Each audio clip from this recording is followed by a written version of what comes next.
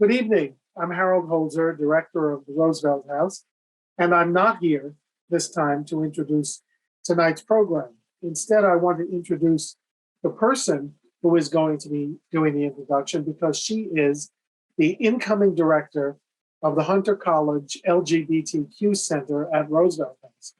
And I want to take this occasion to welcome her to the House and ask her to formally bring us tonight's event, which features my good friend Bill Goldstein in conversation with author Sarah Schulman. But I won't do that. I won't get into it more. I will tell you that the LGBTQ Center was founded back in 2008 with the creation of Roosevelt House.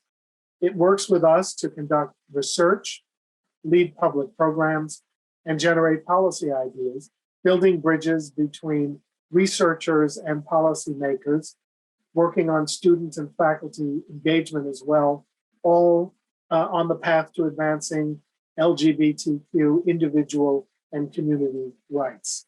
So 1 week before this becomes official, Erin, thank you for introducing yourself this evening to our Roosevelt House audience. Now, Erin is an assistant professor of political science at Hunter. She has her BA from Cal State, her master's in political science from the University of Washington, where she also earned a PhD and a law degree. She's the author, most recently, of a book called Queer Alliances: How Power Shapes Political Movement Formation. And she's produced a number of scholarly articles as well, including explorations of LGBTQ immigration, LGBTQ family law and policy, and related subjects. She's currently at work on a co-authored volume called Teaching LGBTQ Politics. So clearly, from the resume, you understand that she is at the epicenter of legal and policy work on LGBTQ issues locally as well as nationally. So we're really excited to have her with us. At Roosevelt House, she will teach, advise, conduct future programs.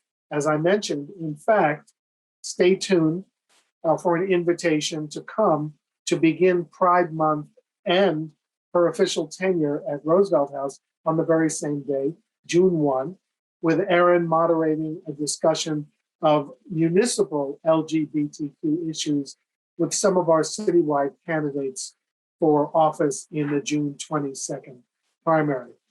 And Erin is no stranger to us. She's been active on both sides of the Roosevelt House program area. She's been in the human rights and the public policy arenas, and she's a new member of our public policy faculty curriculum committee.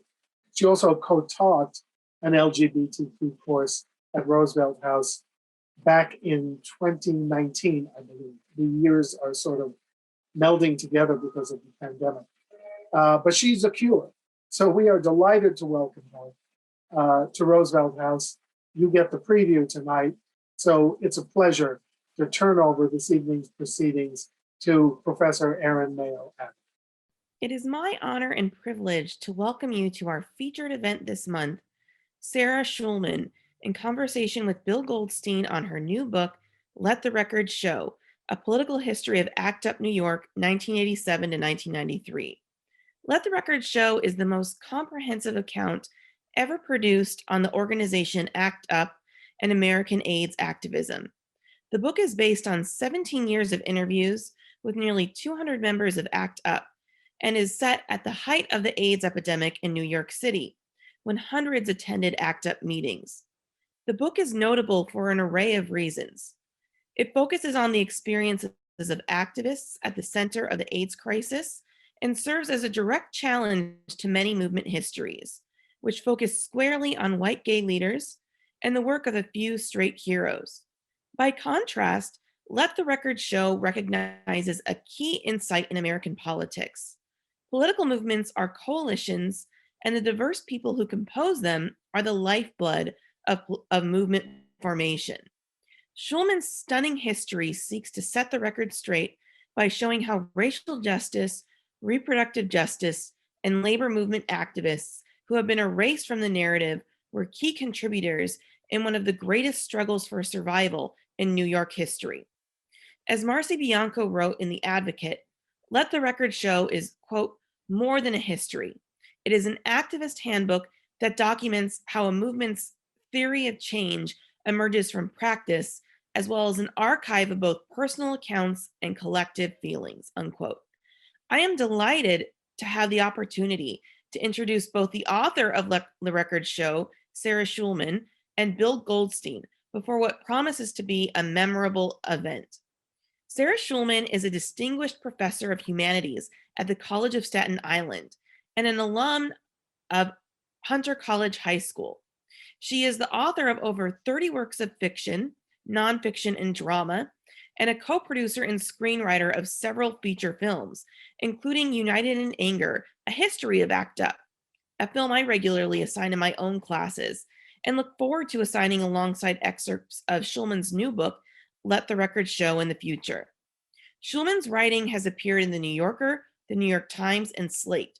She is a fellow at the New York Institute of Humanities and the recipient of multiple fellowships and awards, including a Guggenheim Fellowship for Playwriting, a Fulbright Fellowship, a Kessler Prize for Sustained Contribution to LGBT Studies, and a Stonewall Award for improving the lives of gays and lesbians in the United States. She is also the co-founder of Mix New York LGBT Experimental Film and Video Festival, and the co-director of the ACT UP Oral History Project. A lifelong New Yorker, she is a longtime activist for queer rights and female empowerment, and serves on the advisory board of Jewish Voice for Peace. Bill Goldstein was the programming curator at Roosevelt House from 2010 to 2019. He last joined Roosevelt House for an event shortly after Larry Kramer died. During the event, he shared insights from the research for his forthcoming authorized biography, which he worked on as a 2019-2020 fellow at the Coleman Center for Scholars and Writers at the New York Public Library. The founding editor of the book site for the New York Times on the web, Goldstein reviews books and interviews authors for NBC's Weekend Today in New York. Goldstein is also the author of The World Broke in Two, Virginia Woolf, T.S. Eliot, D.H. Lawrence, E.M. Forster, and The Year That Changed Literature. And now on to the event. Audience members should look for a link in the chat to purchase a copy of Let the Record Show with an autographed bookplate from our bookstore, Shakespeare and Company. I also encourage audience members to ask questions using the Q&A button at the bottom of the Zoom screen. Questions will be answered at the end of the program as time allows. It is my pleasure now to hand the mic over to Bill Goldstein, who will lead us in a conversation with Sarah Schulman on Let the Record Show, a political history of ACT UP. Hello, thank you, Erin, and thank you, Harold, and thank you, Sarah. I couldn't be more excited to be here with you, or somewhat with you, thinking of being with you, and just I'm so thrilled to be able to talk with you about Let the Record Show. It's just an amazing achievement that is a weak adjective to explain or to encompass everything that you've done in this vast and revelatory book, which is just so essential and also so beautifully written and so beautifully structured. It matches the structure and the writing in the book match everything that you are trying to say about ACT UP and the people who are in it and what it represents as activism in our time and in our recent past, and how the recent past shapes our time. So without further ado, I'll try to come up with more adjectives and praise as we go on. But I wanted to start by asking you if you could tell me a little bit about your approach to this history of ACT UP. You mention, or you say in your book, you call it a political history, which is in the subtitle, but also a political and emotional history of one of the most successfully transformative struggles in American history, certainly recent American history. And so if you could talk about the political and the emotional history that you're telling here, and why that offers us a fuller and different view of ACT UP from the one that might be familiar to people who even lived through the 1980s and early 1990s in New York and think they know ACT UP? Well, I've been covering AIDS really since it was first identified as a pattern by science. And I qualify that because we all know the July 3rd, 1981 article in the New York Times, 41 cases of rare cancer found in homosexuals in San Francisco. But we now understand that AIDS has been around for about a century, certainly in the US in the 1940s and in New York in the 60s and 70s. But science didn't recognize the pattern until 81. So that's where we use as the marker. And in 1981 and 82, I was a girl reporter on the go, working for a bunch of underground newspapers, the gay male newspaper, the New York Native, the feminist newspaper, Woman News, and the gay and lesbian socialist paper, Gay Community News, among others. And I was at City Hall covering the fact that there was no gay rights bill in New York City. And that's when AIDS came onto the radar. So I started covering it very early because I was there. And so I kind of spent my whole adult life thinking about AIDS, observing AIDS, being part of the HIV community, even though I'm HIV negative. I consider myself part of the community. And I have an embedded experience of how many people it has encompassed, about how huge the coalition was, about all the first 5 years, of course, from 81 on, 40,000 people died of AIDS in the United States. The government did absolutely nothing. Pharma was doing nothing but recycling failed cancer drugs that they own the patent to. And the political movement did not really start until 1987. But by the time I came into it, I'd already been writing about AIDS for 5 years.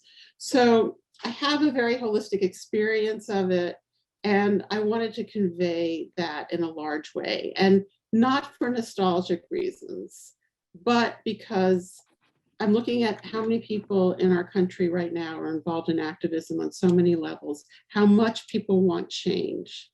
And I know how hard it is to access the nuts and bolts information of activist movements. I mean, I grew up reading a book called Parting the Waters by Taylor Branch. That was a humongous analysis of the strategies of the civil rights movement. But there'd been nothing that I could find that would hand that information over to the next generation today. So that's why I come into it with open heart, let's say. Well, and I want to get to that, what I think is your unique approach, but I want to ask a few more questions about what you're saying now. I mean, one of the very interesting points you make is that by juxtaposing in this book what those with the most access, to institutional power were doing, juxtaposing that with those who had the least access to that we're looking at ACT UP and even the history of AIDS in a different way. And you remark, or you point out, that homeless people, I think it's in the 60s and certainly by the 70s, are recognizing the conditions that would later be diagnosed as wasting, and also pneumocystis.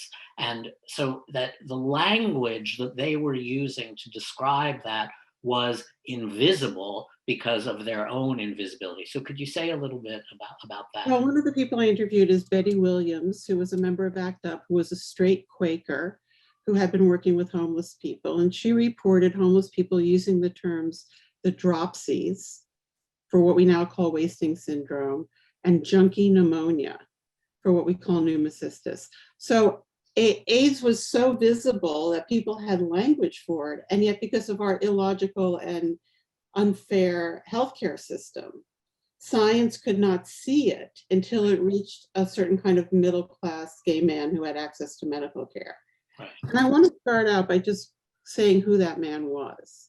Because now we're in a time where people are identified by demographic. And so people are like, white gay men, white gay men, white gay men.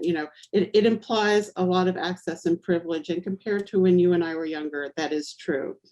But to go back to 1981, being a gay person in this country meant you were experiencing profound oppression on every level.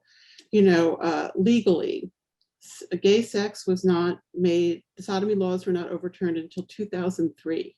in this country. In New York City, you could be fired from a job, kicked out of an apartment, or denied public accommodation like a restaurant or a hotel until 1986. Familial homophobia was a force of society, social force.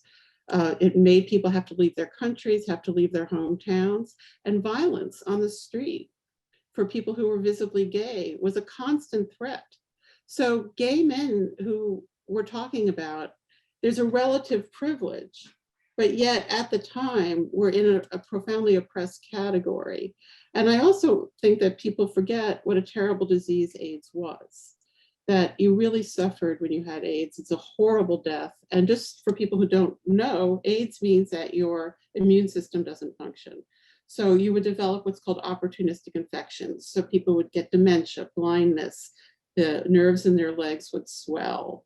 You couldn't retain nutrition. I mean, it was a horrible experience, even if you were quasi-privileged because there were no treatments. Yeah. Well, I mean, one of the points, I mean, that you're making me remember, about my own research into this time is that I don't think it's an accident that ACT UP begins 9 months or so after the Bowers v. Hardwick decision. And I think that is a low. I mean, I remember my own experience, reading the news. I mean, you then, would read the opinion in the New York Times the next day. I mean, they reprinted things like that at length, if maybe not even, the whole thing. And I remember sitting in a Tudor City park, which was near to my office at the time, and reading this and feeling that I had no place in America, that I had no place as a gay man. I was in my mid to late 20s, no place in America. And so I think everything that you're describing about the fear of the disease also goes together with this absolute political annihilation. I mean, it's, annihilation along so many fronts, and that worse than invisibility in a certain way. Right, because as all this was happening, there was absolutely no accurate representation in corporate media or mainstream media about AIDS or gay life. It was total misrepresentation. And also on top of that, just so people understand the context, in the 1980s, the media, the private sector, and the government were almost entirely white and male. And there was no Rachel Maddow, no Joy Reid, right? And if you were a gay man in that power system, which many were, you were in the closet. So for the rest of us, we were completely separate from access to any kind of social apparatus. I mean, it's interesting. I mean, there are several things I want to follow up with. I mean, you talk about the familial homophobia, the societal homophobia that marginalizes even white gay men, of apparent privilege, except along this line. And so to move from that as a grounding of where, in part, ACT UP comes from, I'd like you to expand upon that idea to make the point that you do in the book, that even so, homophobia, our understanding of homophobia and racism has distorted our understanding of AIDS, and then also the history of ACT UP from the beginning. I mean, not only from the beginning, but then the history as it's told. Well, I've been doing a lot of conversations with people, and a number of people will say, oh, you're foregrounding women and people of color. And I'm like, no, I'm not. I'm just saying what they did. Right. And also white men whose work has not been historicized, which is most.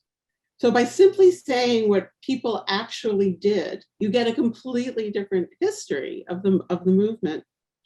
So, ACT UP was a predominantly white male organization, but it was not an exclusively white male organization. And that difference has turned out to be very significant, because many women and people of color who were in ACT UP came from previous movements and came in with a lot of political experience that younger gay men, white gay men, did not have. There were some older men who had been in gay liberation, but this was a new generation that was experiencing some of the benefits of gay liberation and had not been politically organized.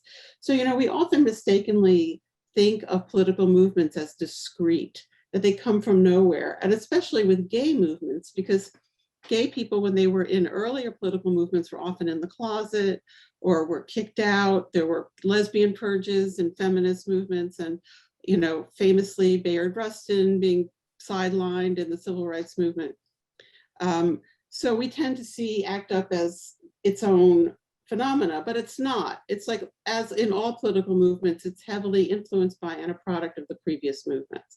And in ACT UP, that translated in two different ways. One, there were specific individuals who had come from previous movements who concretely brought ideas with them into ACT UP. And then there was the zeitgeist influence. So for people like me, I was born in 1958. I think a lot of people in ACT UP were born in the 50s and 60s. When you were a young queer kid in that period, and there's no concept of gay identity waiting for you. There's no concept of gay community.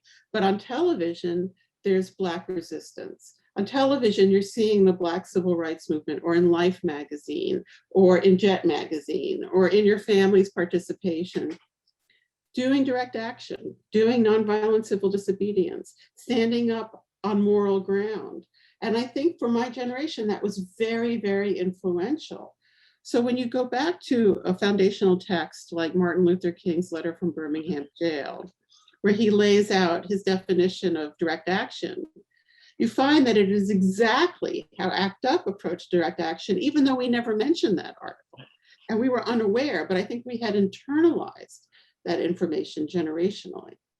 And then there were individuals from Latin American student movements, people who had been in Black liberation movement, in civil rights movement, Congress on Racial Equality, and most importantly from the reproductive rights movement and the women's peace movement, who literally held educationals and brought in information like Jamie Bauer, for example, who had been in the Women's Pentagon Action and brought in civil disobedience training, which turned out to be a centerpiece of bonding and identity for ACT UP members. Or people like Marian Bonzoff, who had been in the feminist women's health movement and brought in this idea of patient-centered politics, which is also completely central to ACT UP's politics. So you can actually trace and see that ACT UP really sits in a trajectory from feminism, and specifically from reproductive rights.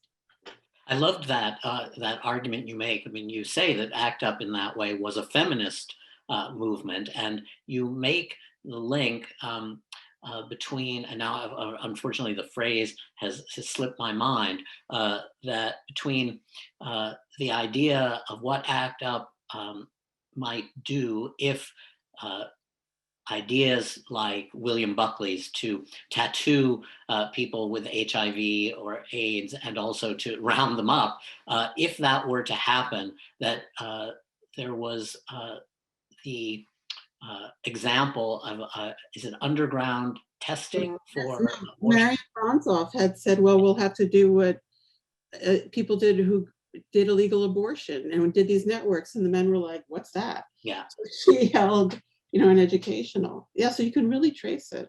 Yeah, that was very interesting and important. I think the way you're describing this, that and I want to get into the idea that you're not writing a history of heroic individuals, even though there are individuals who did, ordinary individuals rose to the occasion of history, but it's not just people coming to that action, but it's just as you're describing, a larger coalition, not only of individuals, but of individuals representing a lot of different movements that become what ACT UP is, and that it's not just gay men or their allies in, lesbians who cared about what was happening in the gay community, that it's also people of color, it's poor people, and that they bring as much to the tenor of what ACT UP is that we don't pay enough attention to. And also it's a lot of white men working for women. I mean, one of ACT UP's most important campaigns was the 4-year campaign to force the CDC to change its definition of AIDS, so that women could qualify for benefits and become part of experimental drug trials. And, one of the interesting things in ACT UP is that no one ever stopped the action to do like consciousness raising about racism and sexism. Actually, the way that women and people of color went forward was by bringing in very radical ideas, like going to Puerto Rico and starting ACT UP Puerto Rico, and marshaling the resources of the organization to accomplish those things. And if there were people who couldn't go along with needle exchange or couldn't go along with housing for homeless people with AIDS, they simply wouldn't be involved. And that's because ACT UP had a radical democracy as a structure. So it was not a consensus-based movement. There was one line, one principle of unity, which was direct action to end the AIDS crisis. And that meant direct action as opposed to social service provision. So if you were doing direct action to end the AIDS crisis, you could do it. So if you came in and said, I want to do illegal needle exchange on the Lower East Side to get arrested and do a test case, and I thought that was terrible, I wouldn't try to stop you from doing it. I just wouldn't do it. I would go off and find my own like-minded people and do my actions. And so since no one was stopping anyone, there was this incredible simultaneity of action. And that's ultimately what pushed the paradigm shift. I love that phrase you have, is so many different directions of activism were going on in the same moment. And I loved the way that encapsulates what you show in your book. So we've talked a lot about ACT UP. I want to get into the book itself, the structure of the book, how you came to write it, because of course you've now explained some of your background. You were both an observer, a reporter, you were a participant. We'll get into some of your other books, I think, that you've also written, because I think they're related to this. But I was hoping you could tell me what you mean by radical democracy. Give us a sense of what was going on in ACT UP. I mean, people often remember the Monday night meetings, but if you could give me a sense of the panoply of action that was going on, how ACT UP was structured, and then I'll have some more questions about how you. Okay, so ACT UP is an organizational nexus that's part of a much larger AIDS coalition. So the way it was structured was every Monday night at the Lesbian and Gay Center, there was a meeting, and it could be between 300 to 700 people. There were facilitators who were elected by the floor. Technically, you're supposed to be at 3 meetings before you could vote, but no one ever tried to enforce that because there was no time was wasted on bureaucracy. Many people in ACT UP were sick, and their life, their desire to live, is what determined the agenda of the organization. There was a coordinating committee. It wasn't called a steering committee because people did not want to be steered, but each of the committees, the fundraising committee, the actions committee, the media committee, would send a representative to the coordinating committee, and they would make up the agenda, and the facilitators would enact the agenda with some flexibility. But there was a whole other structure, which was affinity groups. Affinity groups were groups of 15 to 20 people who met privately. They met in someone's home.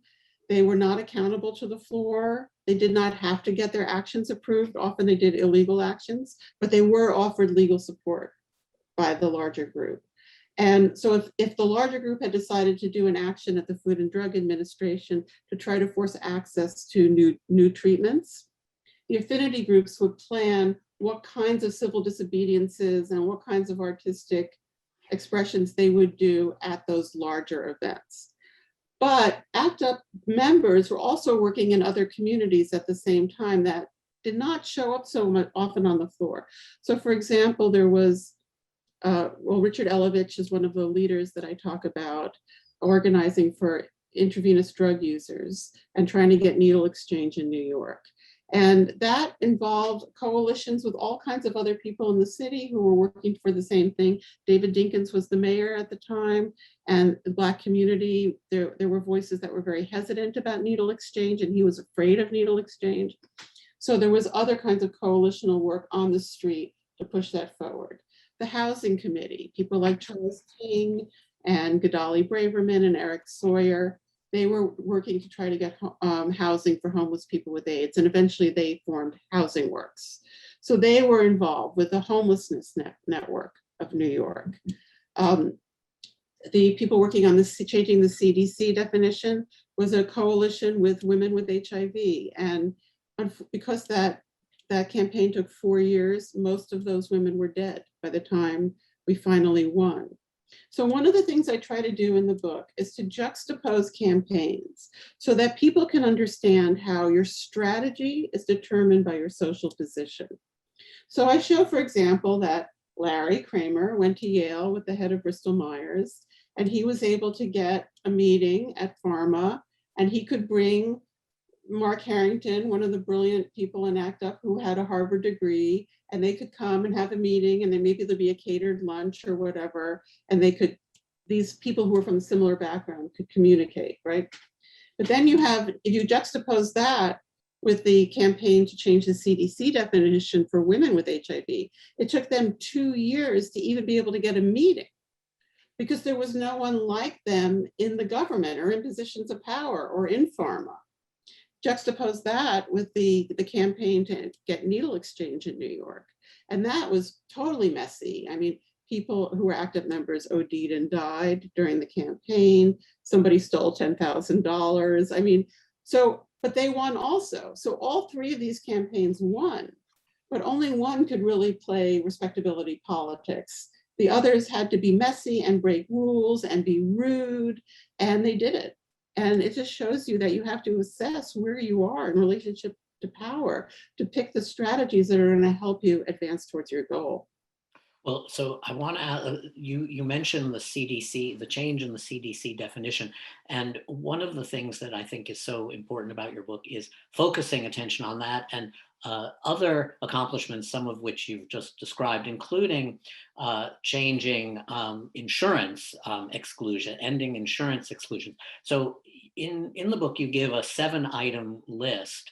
I think you've mentioned many of them, but what's wonderful about what you are able to do is that you show that the way in which most people think of ACT UP is probably related to the energy of that first propelled it. The idea of drugs into bodies. I mean that the gay men who, like Larry Kramer and others, who first came together, Vito Russo, other people, that was their argument. We've got to get drugs into bodies, and yet so much more was happening over the next 5 or 6 years that you talk about, and that was not the only achievement. So we don't have to look to the protease inhibitors as the culmination of what ACT UP was best, what had achieved as the marker of ACT UP. Also, the people who started the Treatment and Data Committee was started by a straight woman chemist named Iris Long, who had worked as a researcher on AZT, and she followed AZT to ACT UP. And she started to explain to ACT UP how drugs worked and how approval worked. And she ended up being a very key figure who's barely been historicized. And there were other women like Arantz Frankie Ruda, who was only 17 when she headed up the Countdown 18 Months campaign that was aimed at getting science to start looking at treating opportunistic infections, which was a smaller market. And so there were key women like Margaret McCarthy who were involved in treatment from the beginning as well. So what I'd like to talk about now is the way in which you put this book together. I mean, it's not, I don't mean to make it sound like a jigsaw puzzle. I mean, the foundation for this book is not only your experience reporting on AIDS, as you've discussed, and even your approach to culture and politics, but the oral histories that you did. You and your colleague Jim Hubbard created a vast and essential document, 188 oral histories, and these are the ACT UP Oral History Project. They are, housed at the New York Public Library, although you can also get them on the web. Tell me about that and how they became the foundation for this book. Okay, so after the protease inhibitors, by that point in '96, ACT UP was in disarray. And once the good drugs came in, people who thought that they were going to die did not die, had to put their lives back together, and everybody kind of retreated to their corner. And then something else occurred, which was the internet revolution. So suddenly there was this internet and nothing about ACT UP was digitized. So you could search ACT UP and find almost nothing. And when people were thinking about AIDS, which they were very rarely were, they were actually using the New York Times as their source, which of course we called the New York Crimes, worst place to go. And then in 2001, which was considered the 20th anniversary of AIDS, using the 1981 marker, I was listening to the radio and they said, at first America had trouble with people with AIDS, but then they came around. And I just thought, oh no, this cannot be. When the truth is that thousands of people fought until the day they died to force this country to change, against its will. So I called Jim. We had been collaborators. We had started the Mix Festival in 1986, an experimental film festival that lasted 33 years. It was only COVID that finally did it in. And we're like, we have to do something. So we decided that we would just start interviewing surviving members of ACT UP and put the data out there, open access, and that mysterious other people would interpret that data. And Urvashi Vad, one of the great leaders of our movement, was at the Ford Foundation, and she really had a very big vision for this project, and she helped us get the money. And we started putting these transcripts up online. Now, to date, actuporalhistory.org has had 14 million hits. So two people can do a lot, just so that's out there. And we had these incredible interviews. I conducted all but two. We really knew there was a lot of treasure there and nobody was analyzing the interviews. It was very frustrating. And we kept trying to find somebody to write a book, and various people, we threw materials at them and we couldn't find anyone to do it. And then this kind of mishistoricization started. That was like 5 white individuals saved the AIDS crisis, this kind of very narrowing, this idea of the John Wayne American individual hero, and it became a state of emergency. And Jim and I realized that I was just going to have to do it.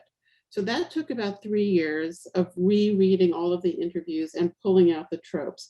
Now, because I'm primarily a novelist, and I've written a lot of different kinds of novels, I've written realist novels, experimental novels, I have a lot of experience with form. And also I've been looking at experimental film for 30 years.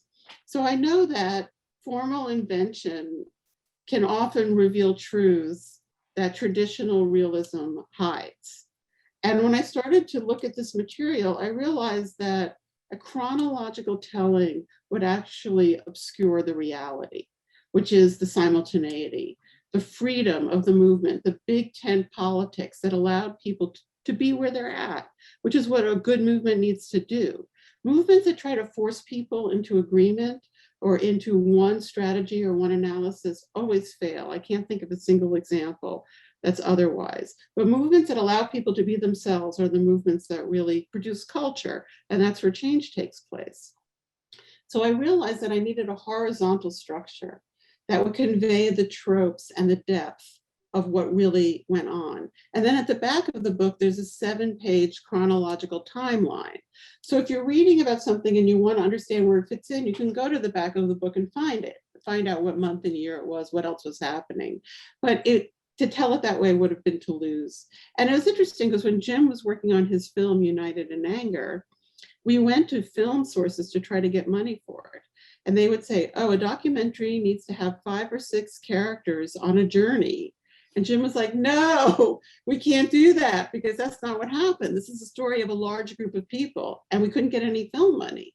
So there's this formal imposition that comes from all kinds of places that keeps you from being able to tell what actually occurred.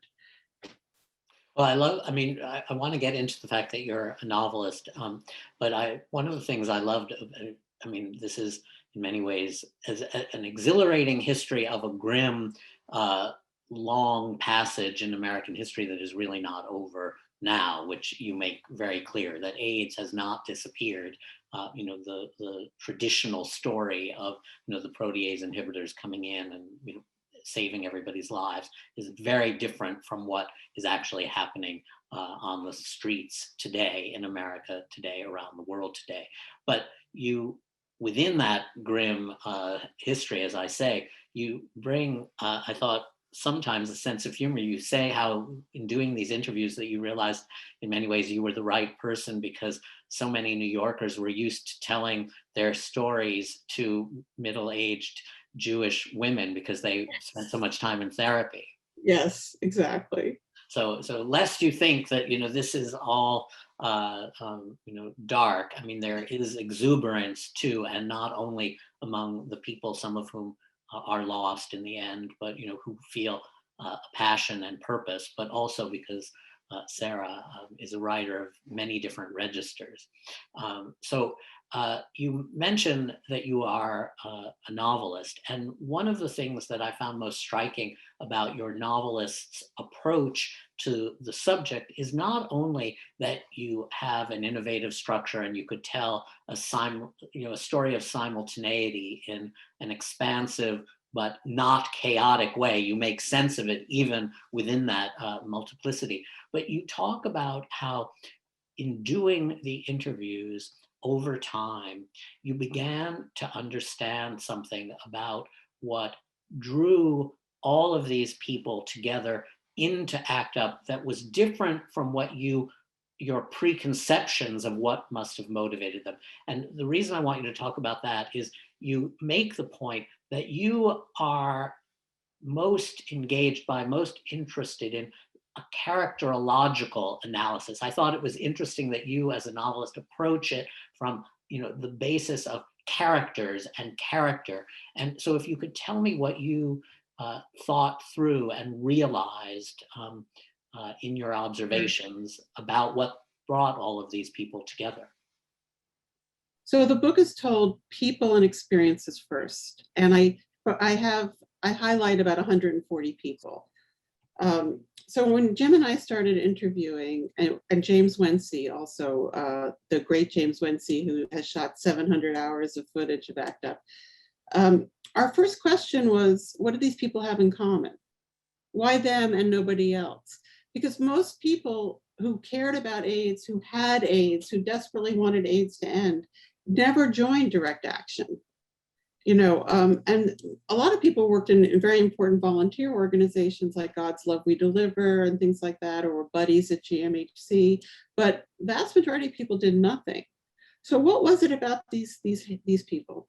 So my first theory was that they had all come from some kind of foundational experience with community. So if anyone ever analyzes these interviews chronologically, they'll see that in the first 3 years, I'm saying like, did you go to church? Did your parents belong to the PTA? Like, I'm trying to find it. And finally, Jim and I just had to admit that that was not going to pan out. There was nothing consistent there. So then we started looking for, foundational experiences with AIDS, and that completely didn't work. There were people who joined ACT UP who did not know anyone with AIDS. There were people who came because they saw it on TV, and the next day they came, like Sharon Tramatola, who took the New Jersey Transit into New York the next day and went to the gay center and joined ACT UP. So that wasn't it. And finally, in year 8, I interviewed this woman, Rebecca Cole, who at the time was a high-end urban gardener person. I don't know what she's doing now. But when she first came to New York, she was a young actress and she was working in a bar, and she got a job at something called the AIDS Hotline. That was this random organization because nobody knew anything about it. There were no treatments. Nobody knew what caused AIDS. So they had actors working for like $10 an hour answering this hotline, and it was completely chaotic. And a woman called her from Connecticut and said, I have AIDS and I'm trying to get into an experimental drug trial and they won't let me in because I'm a woman. And Rebecca was like, that's not possible. So she started calling all these trials and found out that in fact, women were excluded. Now, the reason they were excluded was because in the 1960s, there was a drug called thalidomide that was given to pregnant women, and many of them had children born without limbs.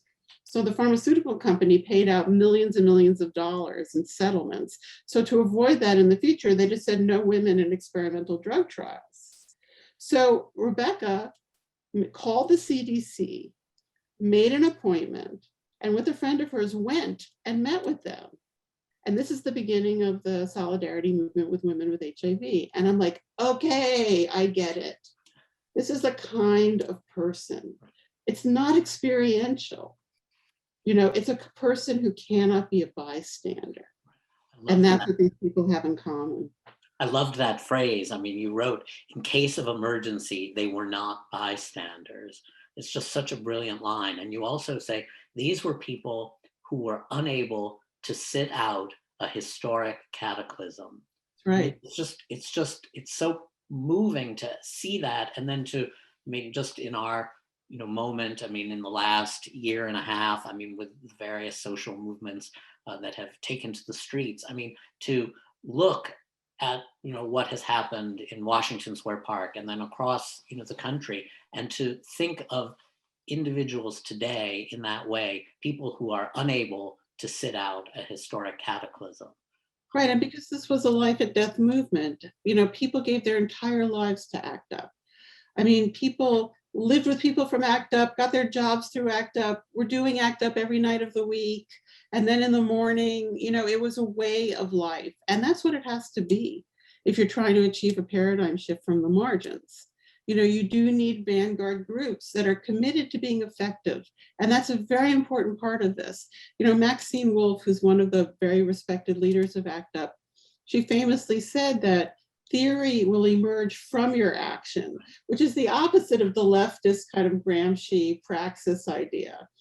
That, but she's like, if you're doing an action, you have to make decisions about how to do it. Right. And those questions will make you cohere your values.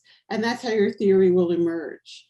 And so ACT UP avoided any of this kind of empty theoretical debate. It never happened because people's lives were at stake. And so this commitment to being effective and being flexible was so necessary. We did fight. People fought with each other a lot. But, it's interesting, people from ACT UP are very bonded. Like if you run into somebody from ACT UP, there's a bond there. Even when I was doing the interviews, I interviewed people that I did not agree with, but we came together to talk about what had happened because we're bonded for life. Well, there's a line, I mean, it's not quite in, I think it's related to this idea. You quote a man named Dudley Saunders who says, AIDS prepared us for everything. Oh, Jack Waters said that, yes. Oh, Jack Waters, sorry.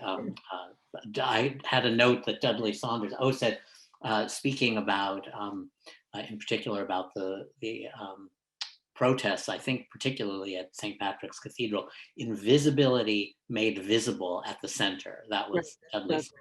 Yeah. But I want to talk about, and then, in a few minutes, we're going to go to questions. So please get your questions teed up so that Mac Barrett of Roosevelt House can tell us what they are, those of you in the audience.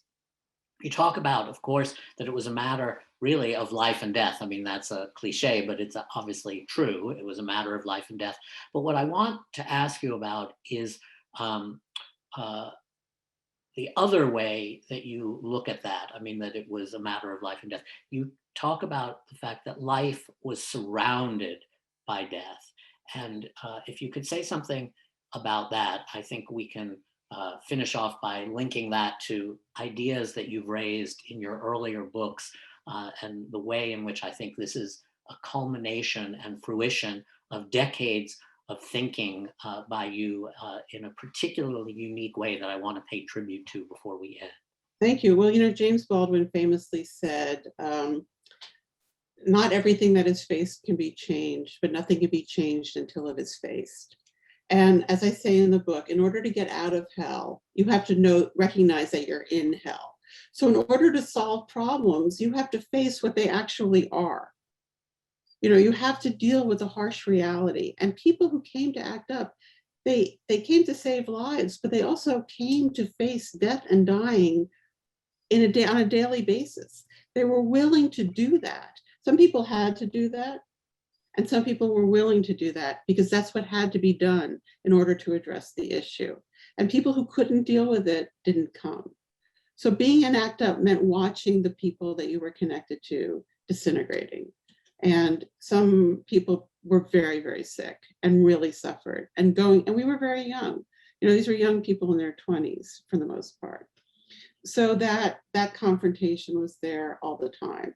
And that's why I chose to end the book with this conversation I had with Cesar Carrasco, who was a member of the Latino caucus, who's a very wise psychiatric social worker. And we talked about the myth of resilience and what's happened to our generation. You know, many people who survived from that first generation have had severe crystal meth problems. People have seroconverted late in life. There's been all kinds of ways that the trauma never got addressed and gets played out in people's lives. And Cesar was saying that, you know, just because you lived doesn't mean that you've survived, that there's a myth of resilience in that first generation. And that's really where I ended it. I didn't want to end it on a happy note, because that's not what it is. It was a group of people who were despised and abandoned, and they joined together, and they forced the country to change, and they paid a high price. And I try to name them and name what they did, but not just for the record, but for the future as well.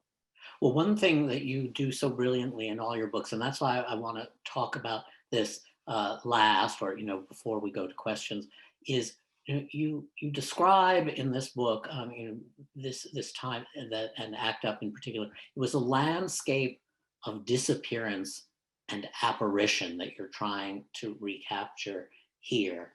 And if, you know, I think of your writing, I mean, you say in the introduction to this book, you know, that you're not a trained historian, and yet you are a historian. And the thing that is so moving about reading Let the Record Show after reading other books of yours, like Conflict, I'm thinking in particular, Conflict is Not Abuse, Gentrification of the Mind, Ties That Bind, Familial Homophobia and Its Consequences, that there's a kind of stringent fact writing here, fact-based. I hate that phrase because it seems to speak to, you know, too many tensions of our political moment. But there's something that it's stringent and yet beautifully and liberatingly impressionistic at the same time. And it's very unusual that any writer or a scholar like you, an observer, any, you know, just to bring those two things together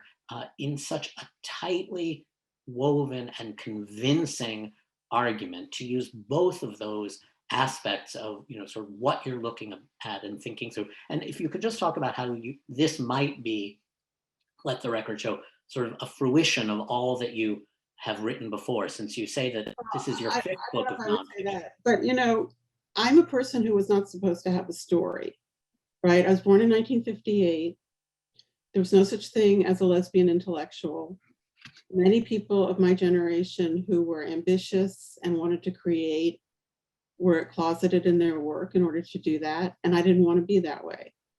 So my whole drive towards making art has been to say what's real, but is not allowed to be seen.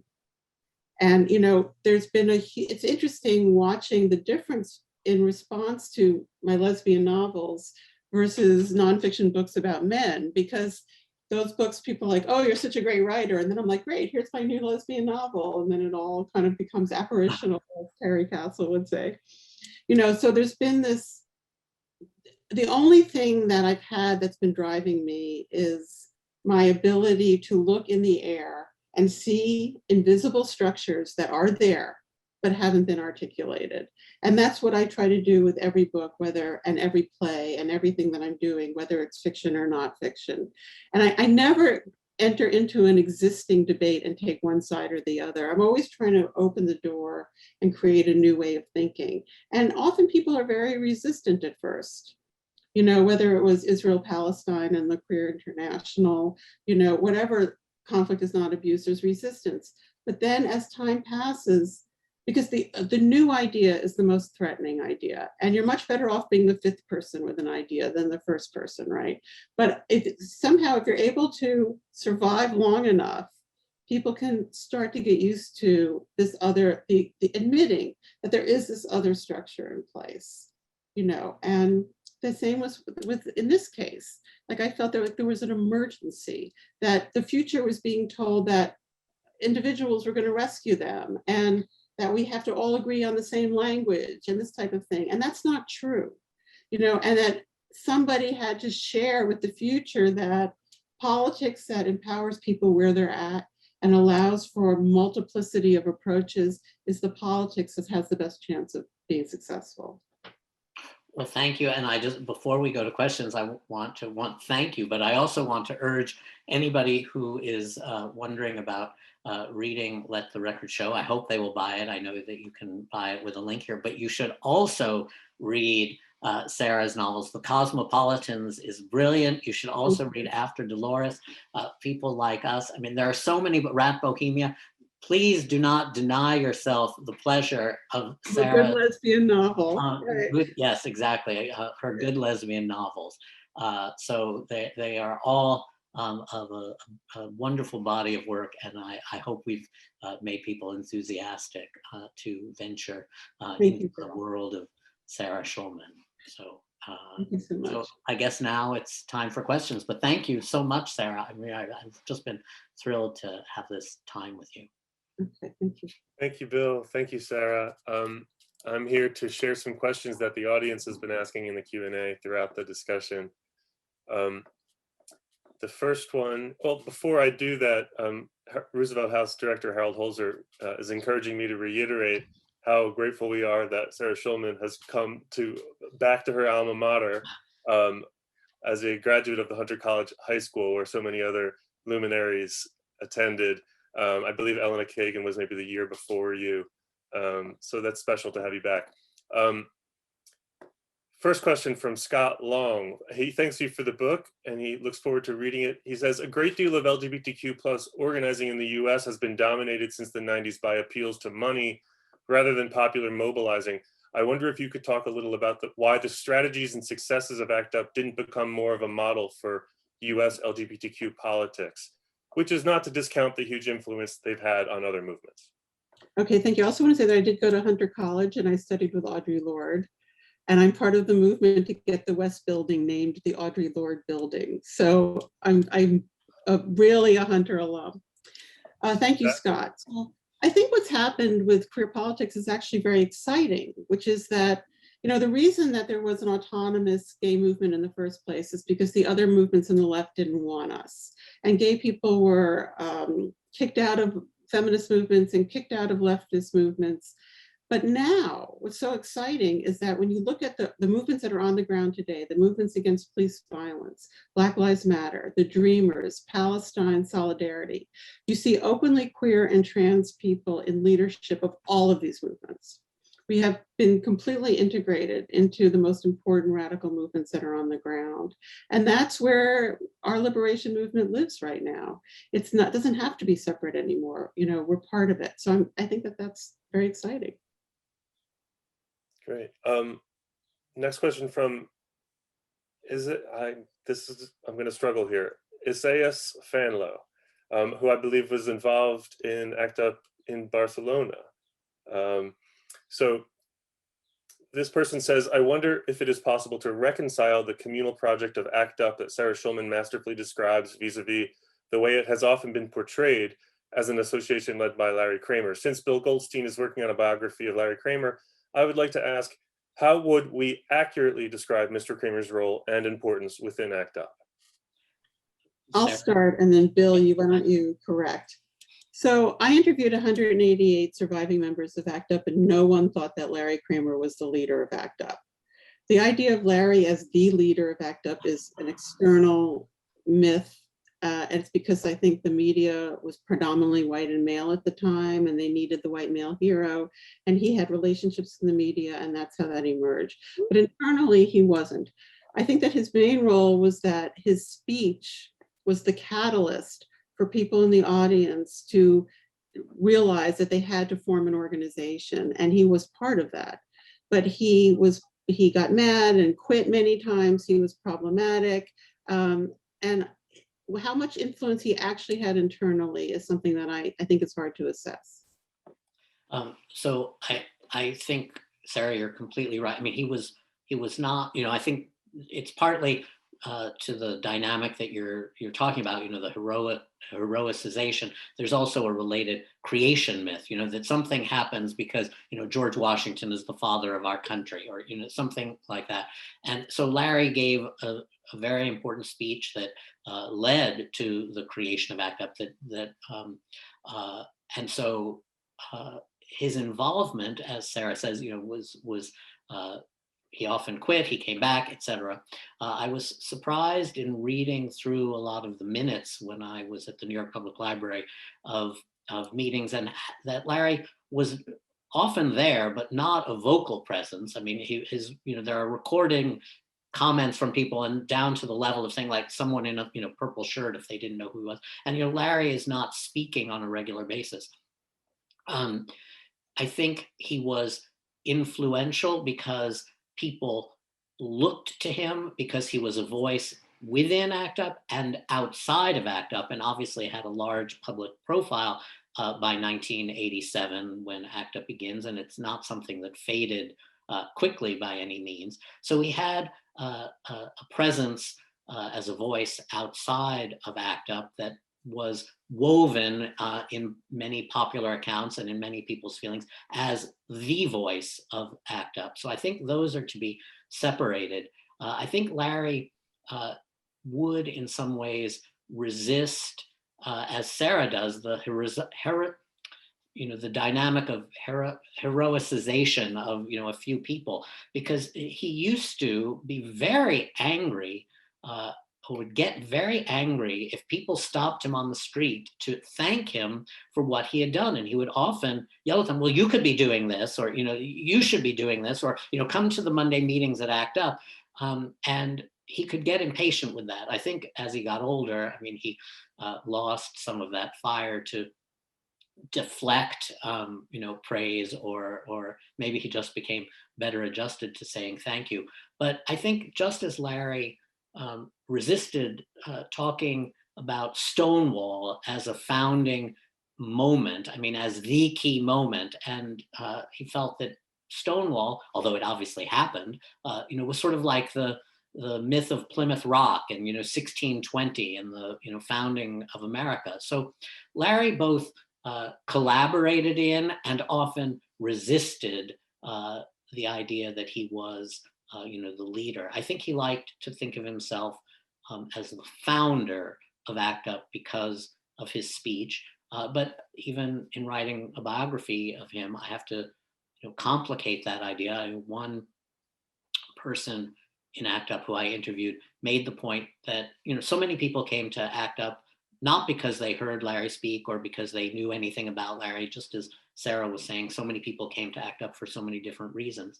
But this person pointed out that by 1987, and then as ACT UP proceeded, because of testing, HIV testing, there was now a generation of young gay men in particular, this is a gay man who was involved in ACT UP, talked about, and this then gets to the questions of access. I mean, people who had access to tests, that Sarah is talking about, who we think of as being in ACT UP, but that there was a generation of young gay men who knew that they might or probably would get sick. Whereas until widespread testing, or until many in the gay community felt comfortable with testing, the only people who knew they were sick were the people who became sick and were very close to death. They became, terribly ill. So this new window between people's diagnosis and then when they might or might not get ill was also an important cultural and psychological and political moment for people who were listening, if not literally to Larry, to that call for action that he also made. So I think there are a lot of complications. Well, that's an interesting point, because the first iteration of treatment and data, everybody was negative because there were no treatments. And so people didn't even want to get tested because there weren't treatments. Yeah. It was the second iteration of treatment and data that people were HIV positive.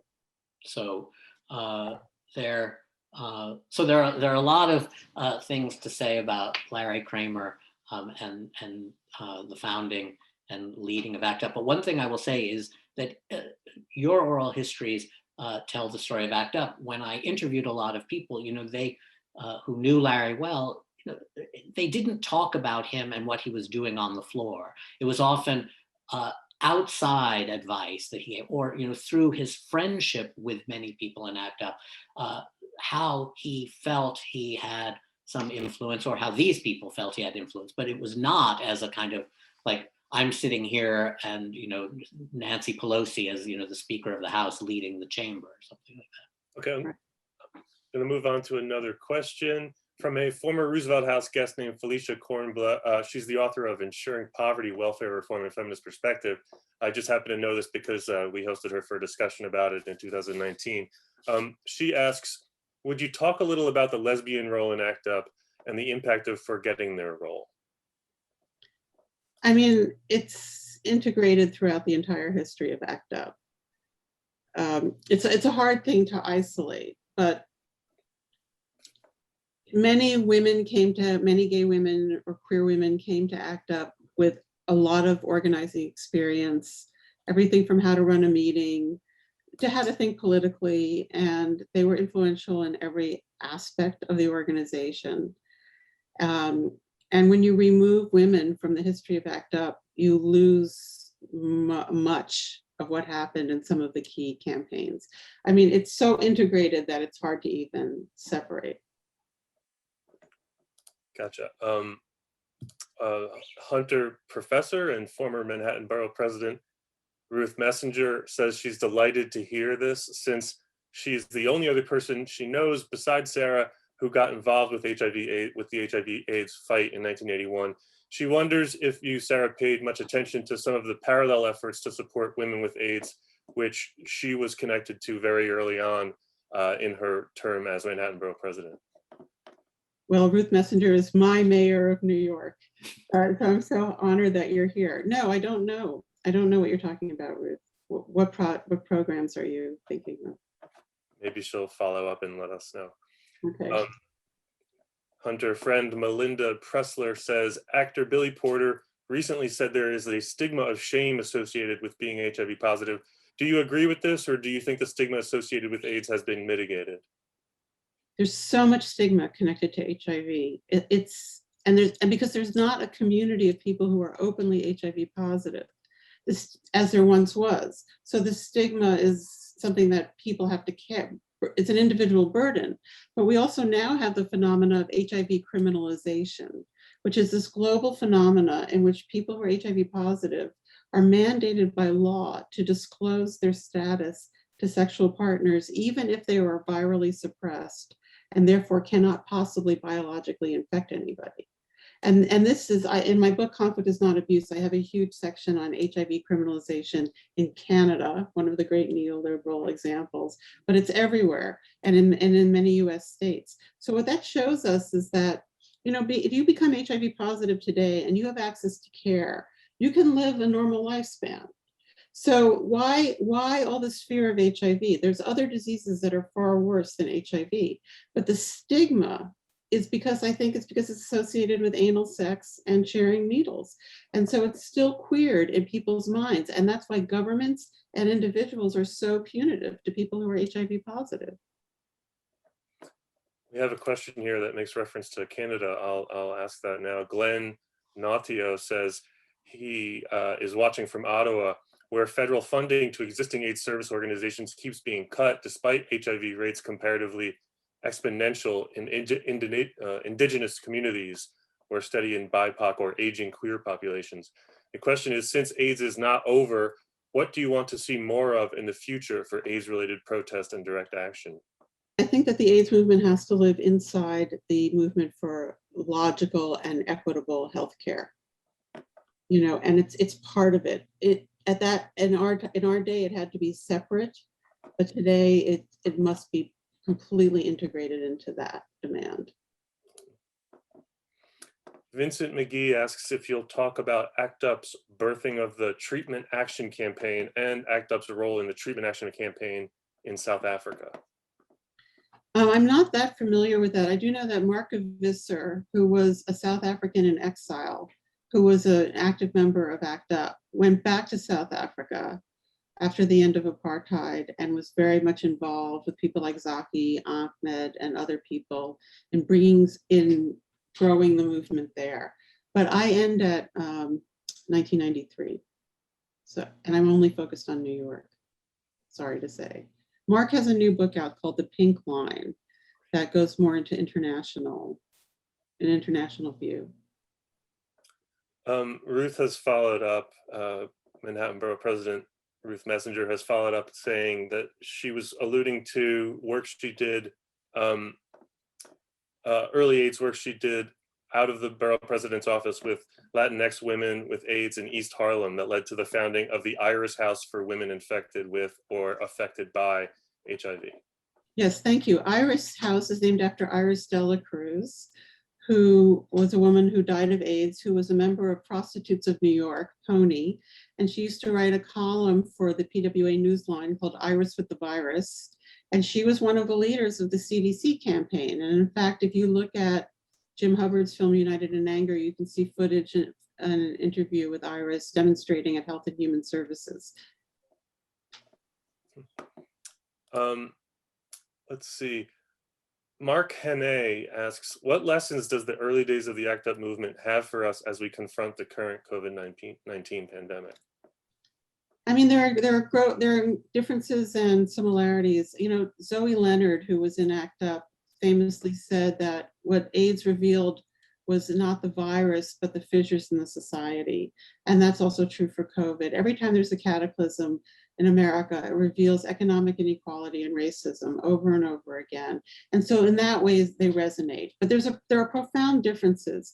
One is that COVID is a collective public experience. It's on television every night, it's in the newspaper every day. And AIDS was like our secret nightmare. Our fight was to get AIDS into the public. And that's where the wall was. So that's a very different kind of experience. Right. Shall we finish with maybe one more? Sure. Ryan Bain says, after experiencing it firsthand, what is your advice to college students who are, in many cases, at the forefront of what has been a year of social reckonings? My advice? Yeah. I mean, I think, you know, look at your own life and see where the contradictions are and see who the people you have proximity to are, who are asking for solidarity. And develop demands where you create the solution, where you're not in an infantilized relationship to the powers that be, screaming at them to solve it, but that you actually design what the solution should be. And that solution should be reasonable, winnable, and doable. And then you present that to the powers that be. And when they refuse, that's when you go through what Dr. King called self-purification, or ACT UP called nonviolent civil disobedience training.